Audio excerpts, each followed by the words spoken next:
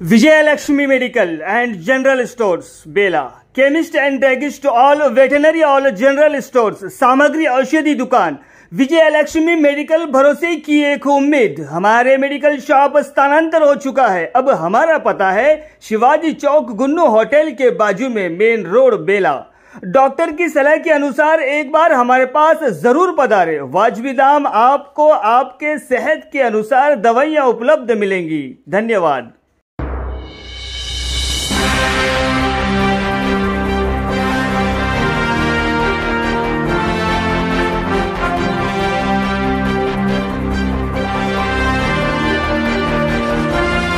नमस्कार, मायमावली हिंदी समाचार में आपका स्वागत है और मैं हूं शेख इस्माइल. आदिवासी कल्याण परिषद एवं राय सेंटर द्वारा बेला मंडल केंद्र में आयोजित बंद कार्यक्रम शनिवार को पूरे मंडल में शांतिपूर्वक ढंग से जारी रहा. इसी के तहत मंडल केंद्र में व्यापारी और वाणिज्य समुदायों ने अपने मर्जी से बंद रखा. जब आदिवासी समूह ने सरकारी निजी स्कूलों और कॉलेजों में जाकर बंद में शामिल होने को कहा तो शिक्षण संस्था बंद कर दिए गए.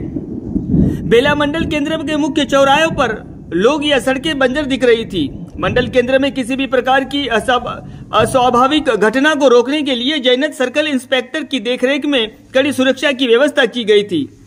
बाद में उन्होंने तहसीलदार को एक याचिका सौंपकर आदिवासी समुदाय के तत्वावधान में उनकी कानूनी मांगों को हल करने के लिए कहा. इस मौके पर आदिवासी कल्याण परिषद मंडल सिडाम अध्यक्ष नंद कुमार ने कहा है कि राज्य के आदिवासी संघों के आह्वान पर बेला मंडल केंद्र का बंद सफलतापूर्वक जारी रहा. जैनूर में एक आदिवासी महिला की हत्या का प्रयास कर उसे गंभीर रूप से घायल करने वाले आरोपी को केंद्र और राज्य सरकार कड़ी सजा देने की मांग की और वो ये सुनिश्चित करना चाहते हैं कि भविष्य में ऐसी घटना दोबारा न हो. उन्होंने मांग की है कि आदिवासी गांवों में कानूनों को सख्ती से लागू करने के खिलाफ कार्रवाई करनी चाहिए. इस कार्यक्रम में 9 जनजाति के आदिवासी समुदायों ने बड़े पैमाने पर भाग लिया.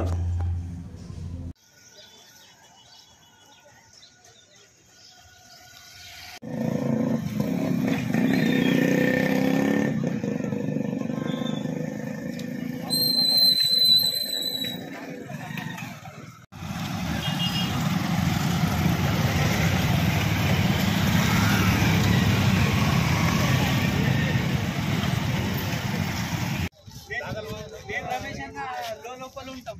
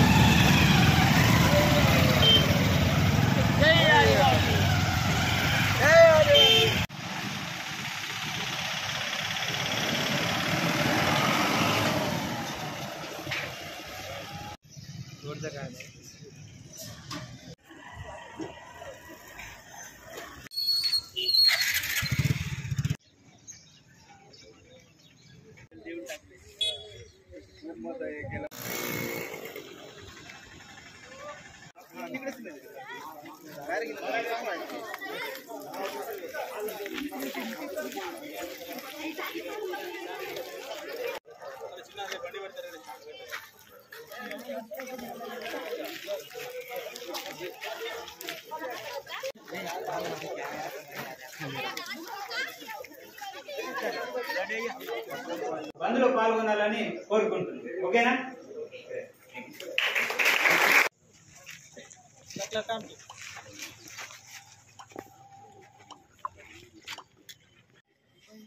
రాయ్ సెంటర్ మరియు 9 తెగల సంఘాల ఆదివారంలో తెలంగాణ రాష్ట్ర వ్యాప్తంగా బంద్ పిలుపునివ్వడం జరిగింది.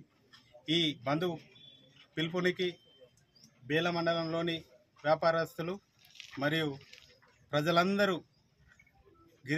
గిరిజనేతరులందరూ మా యొక్క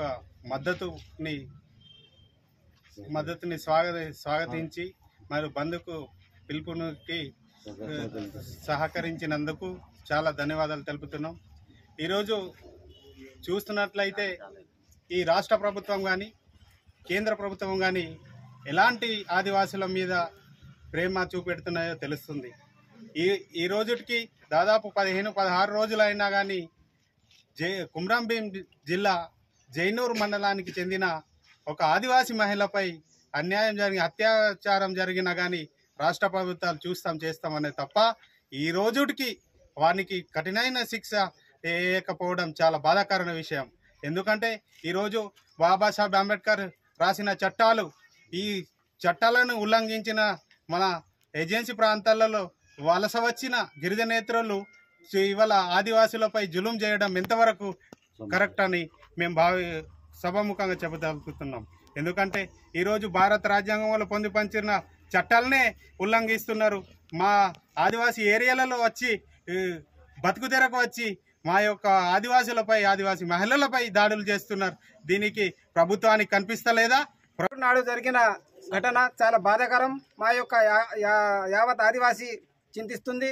ఎందుకంటే మా యొక్క driver, auto driver Sheikh Magdum అనే ఒక గమ్యానికి చేరవలసిన ఆటో డ్రైవరు మా యొక్క ఆదివాసీ మహిళపై అత్యాచారానికి, అఘాత్యానికి పాల్పడిన వ్యక్తిని వెంటనే ఫస్ట్ ట్రాక్ మేజిస్ట్రేట్ ముందు హాజరుపరిచి ఉరి శిక్ష ఇవ్వాలని మేము ఆదివాసుల తరఫున డిమాండ్ చేస్తున్నాము. ఏదైతే బతుకు తెరకు వచ్చిన మైనార్టీ వాళ్ళు కూడా మా యొక్క సంస్కృతి సాంప్రదాయాలను భంగం కలిగిస్తూ మా యొక్క విచ్చలవిడిగా మా మీద దౌర్జన్యం చేస్తున్నారు. మరియు మా యొక్క డిమాండ్స్ ఏమంటే 1/7 చట్టం, పీసా చట్టాన్ని పకడ్బందీగా గవర్నమెంట్ అమలు చేయాలి. మరి గవర్నర్ చొరవ చూపెట్టి మా యొక్క డిమాండ్ని తక్షణమే అమలు చేయాలని మా యొక్క డిమాండ్ చేస్తున్నాం. జై ఆదివాసీ.